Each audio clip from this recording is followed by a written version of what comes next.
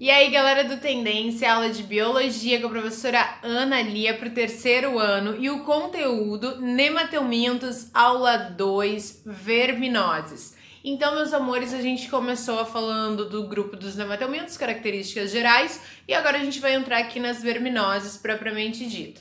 Então, eu vou deixar esses dois videozinhos ainda nessa semana pra gente dar um adianto, senão a gente vai demorar muito tempo, porque é muito detalhe na zoo, tá?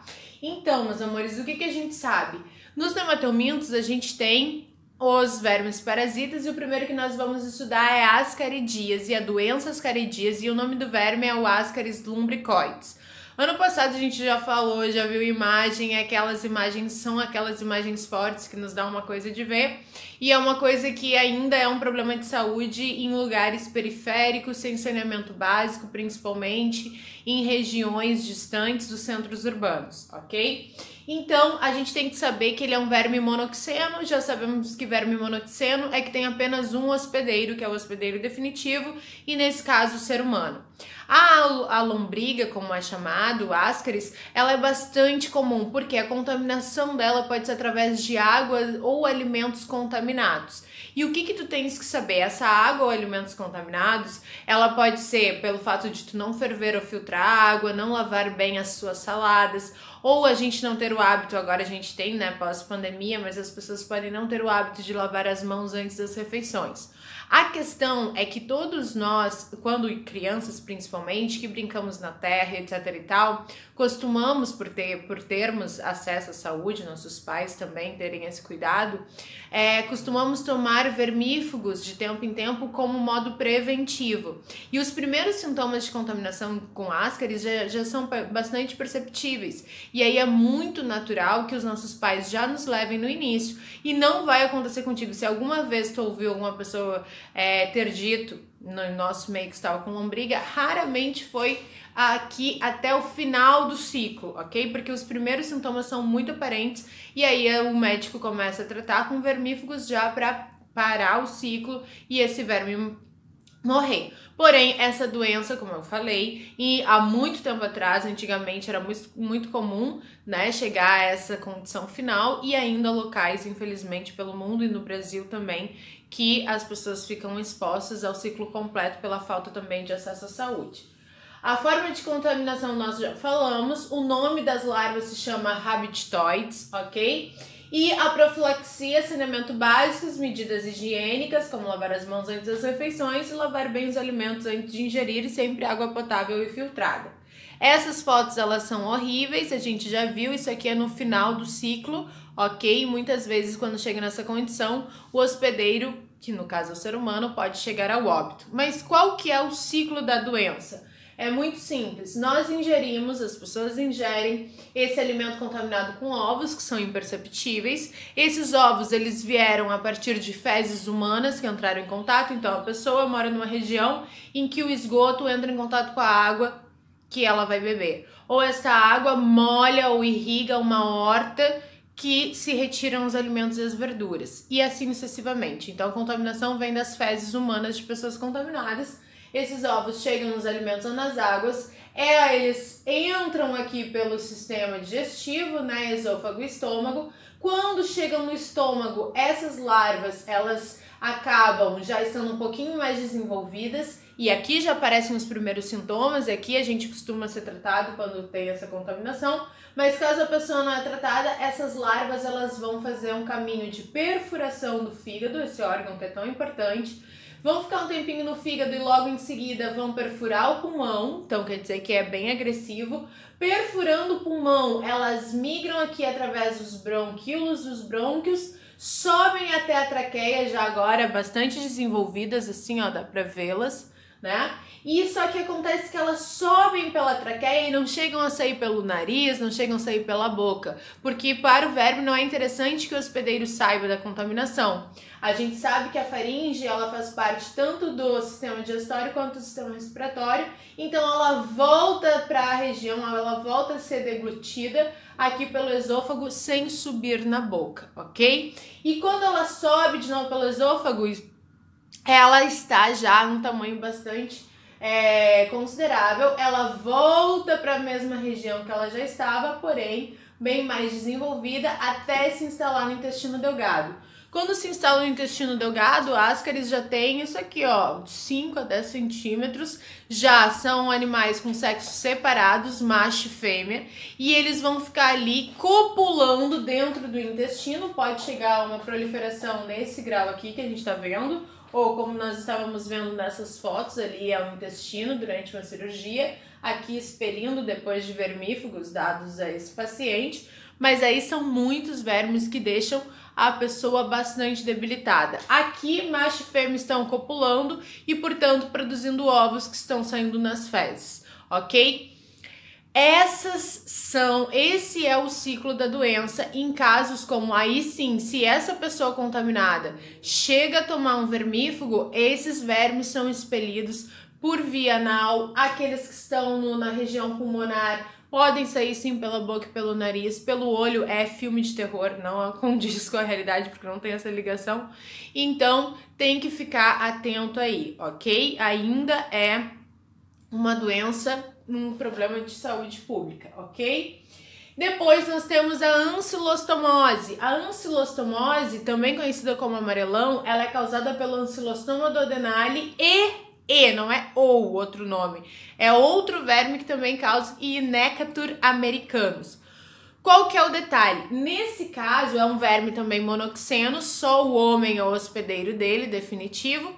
E qual é a situação? Ao invés desse ovo, dessa larva, conseguir resistir à água, ao ambiente aquático, por exemplo, ela vai, assim como também a ascaris, o ovo resiste a ambientes secos, ela vai resistir a ambientes secos. Então, o que acontece? Essa situação é aquela questão de pessoas que têm a gente pensa uma coisa meio lúdica de evacuar o céu aberto, etc e tal.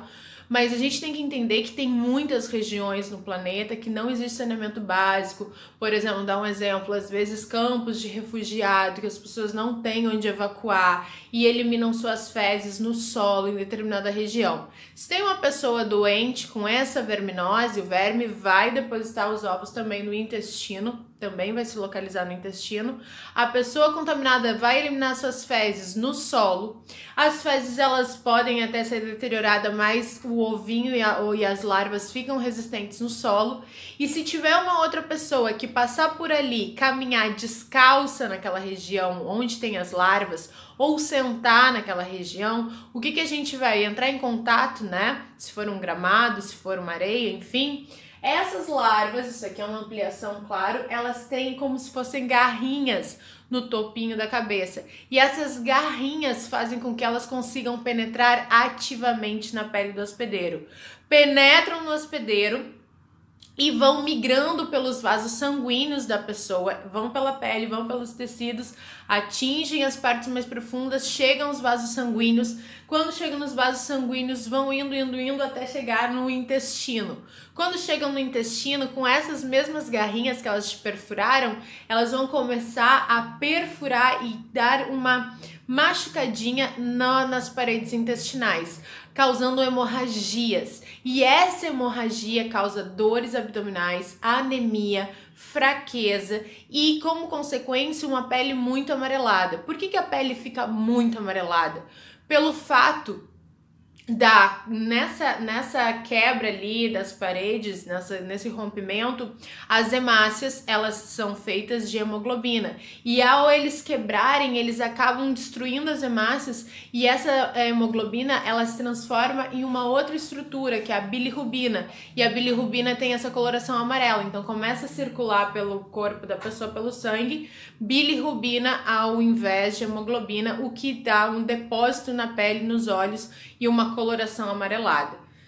Tanto, gente, que há muito tempo atrás, o Monteiro Lobato, que foi aquele escritor que escreveu O Sítio do Pica-Pau Amarelo, ele tinha um personagem que era o Jeca Tatu, e ele era um personagem do ambiente rural, que vivia sempre descalço, sempre com a coloração amarelada, muito fraco, sempre bem mal-humorado, porque ele tinha amarelão, e era até uma forma de uma campanha preventiva, né?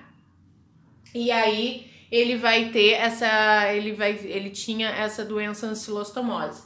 Então, qual é a profilaxia? Saneamento básico, não defecar ao ar livre, às vezes as pessoas, como eu falei, não têm essa opção, e utilização de calçados. Então tem que tomar muito cuidado quando a gente está em uma região que não conhece se existe evacuação de seres humanos ali, né? Não andar descalço, ok? E aí, pra gente concluir esse videozinho, não vai dar pra falar de todas as verminoses como eu imaginei. A larva migrans, que é do mesmo gênero, inclusive. O nome do verme é Ancylostoma brasiliensis e outro também que causa Ancylostoma canino, né? E esse caso aqui, o hospedeiro definitivo são cães e gatos. Tudo isso que eu falei da ancilostomose acontece com cães e gatos. A larva penetra na pele deles, vai até o intestino, causa hemorragias. Só que qual é a situação? O ser humano pode se transformar em hospedeiro acidental. Se eu piso ou se eu entro em contato, como na areia da praia, estou lá sentada na areia ou estou pisando na areia, ou num parquinho onde tenha fezes de cães, se eu piso ou entro em contato em locais que tinham fezes de cães contaminados, mesmo que a fezes não esteja mais lá, as larvas que ali estavam vão penetrar na minha pele. Só que, como eu não sou um cão, como eu não sou um gato, eles não conseguem perfurar e chegar nos vasos sanguíneos. Eles ficam só na parte mais superficial da pele, tentando perfurar, fazendo figuras geográficas, parecem até mapinhas. Por isso que se apelidou esse verme de bicho geográfico, porque no ser humano ele só causa lesões na pele. Porém, se tu levar o teu cão saudável na areia da praia, num parquinho, etc e tal, e se ele não tiver com os vermífugos em dia, ele pode contrair sim essa doença e ficar bastante mal e seguir transmitindo para outros seres. Por isso que é proibido levar cachorros na praia, ok? Então tem que tomar muito cuidado, porque eles podem eliminar as fezes ali e as pessoas banhistas se contaminarem, ou o teu próprio cachorro se contaminar, porque na praia, nesses locais, tem muitos cães de rua e podem estar contaminados, ok? Aqui estão as figurinhas dos desenhos que eles fazem na pele das pessoas, tá? E aí que é fácil o tratamento, com uma pomadinha, às vezes até com um gelinho é fácil de tirar. É o bicho geográfico que a gente conhece. Temos aí uns minutinhos, então vamos falar da enterobiose. Acho que vai dar até tempo de terminar todas as verminoses. A enterobiose é Enterobius vermicularis quem causa, é um verme monoxeno também, só está no ser humano. E a ingestão, a contaminação através da ingestão dos ovos. Como que acontece? Já falei, já contei para vocês. É aquela doença que é bastante recorrente no mundo infantil, devido aos hábitos.